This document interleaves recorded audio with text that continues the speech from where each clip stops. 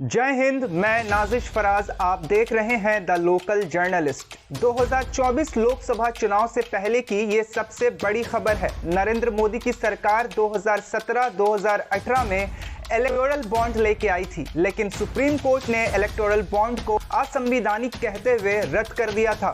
भारत के लोकतंत्र के साथ इतना बड़ा फ्रॉड कभी नहीं हुआ, लेकिन आखिर में ये फ्रॉड पकड़ा गया। राहुल गांधी लगातार इलेक्टोरल बॉन्ड को लेके सवाल करते रहे हैं और आखिर में वो सही भी साबित हो गए। 18 नवंबर 2019 को राहुल गांधी ने एक ट्वीट कर कहा था, यही नया भारत है जहां रिश्वत और अवैध कमीशन को इलेक्टोरल बॉन्ड कहा जाता है। सुप्रीम कोर्ट ने कहा है ये केवल फायदे का लेन देन है। इसका मतलब यही हुआ कि उद्योगपतियों को फायदा पहुंचाओ, हजारों करोड़ों का चंदा लो और उन्हें लाखों कमाने का मौका दो। इलेक्टोरल बॉन्ड से आने वाला चंदा सबसे अधिक भारतीय जनता पार्टी के पास जा रहा है।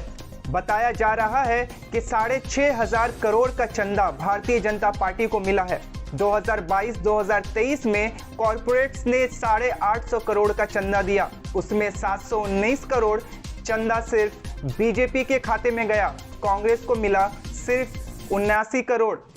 तो इस तरह कई हजार करोड़ के चंदे से बीजेपी पैसे के मामले में सबसे ताकतवर पार्टी हो गई है और आर्थिक क्षमता के हिसाब से भारत के राजनीतिक दलों के बीच भारी असंतुलन पैदा हो गया है। गोदी मीडिया इसको कवरेज नहीं करेगा, इसके जगह आपको नए निर्माण मंदिर की फोटो दिखाएगा, तोड़वाई हुई मस्जिद और तोड़े गए मज़ारों की तस्वीर दिखाएगा, ताकि आप भूल जाएं कि भारत के लोकतंत्र के साथ इस बॉन्ड के जरिए कितना बड़ा फ्रॉड किया गया है और कितने फ्रॉड किए जा रहे हैं। बताता चलूं कि आज सुप्रीम कोर्ट ऑफ इंडिया ने इस पर बड़ा फैसला सुनाया है।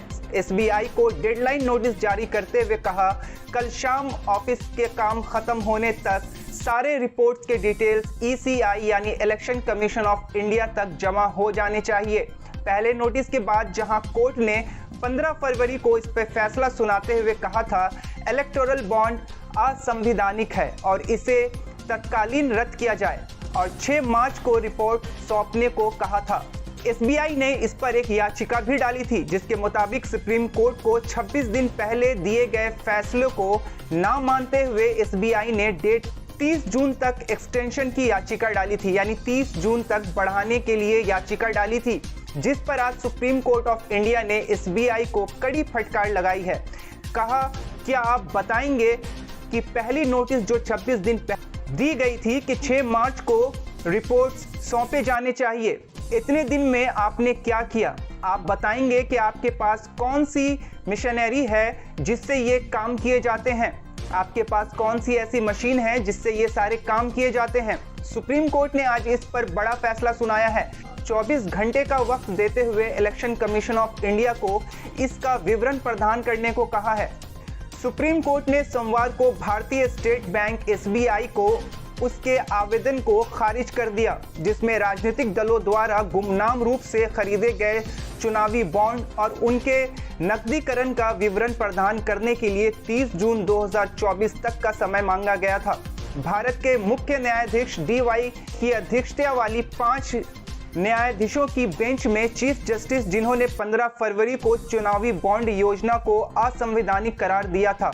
बता दूं कि अदालत ने कहा कि फैसले के तहत सार्वजनिक किए जाने वाले चुनावी बॉन्ड की जानकारी बैंक के पास आसानी से उपलब्ध होती है।